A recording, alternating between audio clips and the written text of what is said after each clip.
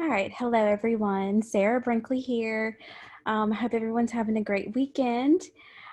I am doing my research on chronic kidney disease, diagnosis and treatment from 2000 to 2009.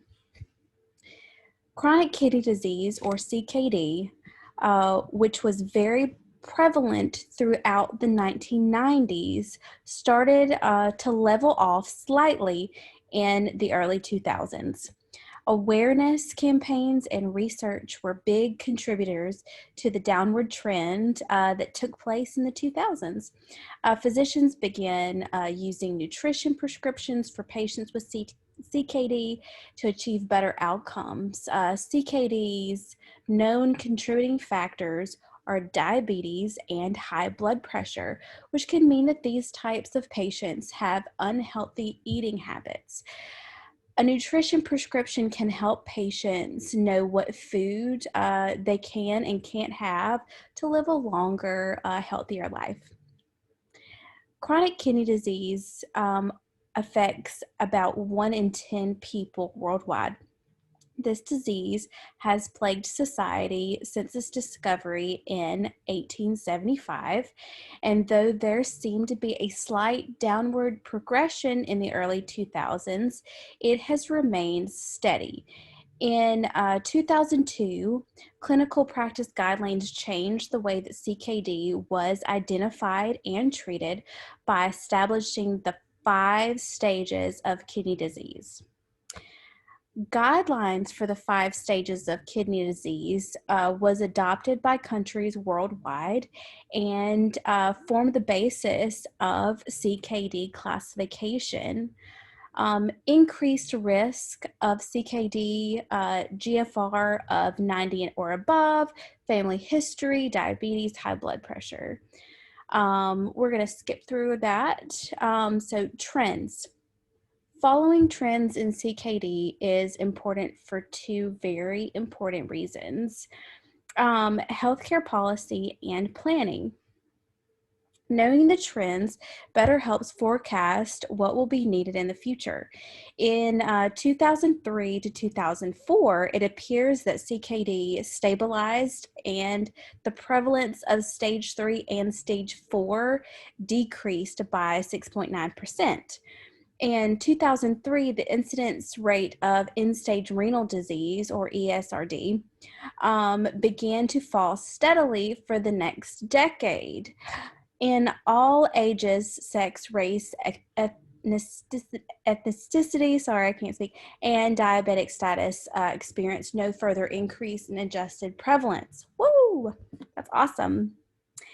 In 2000, the Balanced Budget Act, BBA, required that CMS develop and launch a report that would track and measure the quality of care provided under the Medicare program.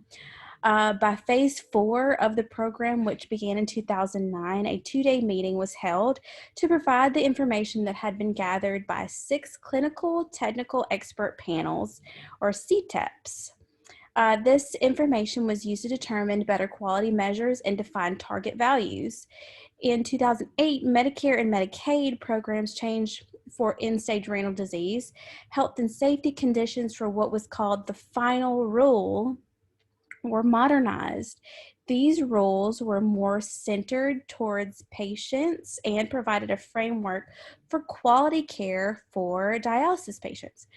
During the early 2000s, healthcare took a drastic shift towards being more patient-centered in terms of care. This impacted how Capitol Hill sent through bills.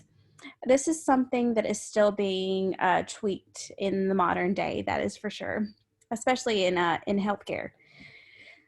In 2009, CKD is recognized as a major health problem. This disease affects about 13% of the population in the United States alone. Primary care providers, or PCPs, manage chronic renal impairments and complications which are unique to every patient. Complications could be cardiovascular disease, anemia, poor nutrition. So nephrologists do not usually come into play until the patient has reached advancement in renal replacement therapy. That I didn't know. Throughout 2000, 2009, many medical advances influenced CKD. Information technology made it possible for physicians to research clinical questions immediately instead of having to go to the library and pull out multiple years of Index Medicus. Physicians can also look up medications, check the formulary, interactions with other medications, and see the full medical history of patients with just a click of a button. At first, the switch from paper records to electronic health records, EHR, was stressful for many, but once complete, it made everyone's lives easier. Anti-smoking laws and campaigns ramped up throughout the early 2000s. Smoking bans had been implemented in many states, which greatly reduced the population that smokes. Smoking is found to reduce blood in the kidneys, which can further progress CKD. Increasing the amount of smoking in the United States also decreasing the amount of smoking in the United States also aided the 40% reduction in heart disease deaths. So in conclusion, the early 2000s brought about many new technical advancements that furthered the study and success rate of lowering the progression of CKD and ERSD. Awareness campaigns work, and increasing what people know about a particular subject will without a doubt bring about change if done correctly. Many of the medical advances were not targeted towards CKD specifically, but the effects of good standards of healthcare make an impact on any disease. Eating whole foods, exercising regularly, and following physician suggestions are just a few of the things that can be done to extend life without having without a present disease. Thank you so much for listening. I hope y'all have a good weekend, and bye-bye.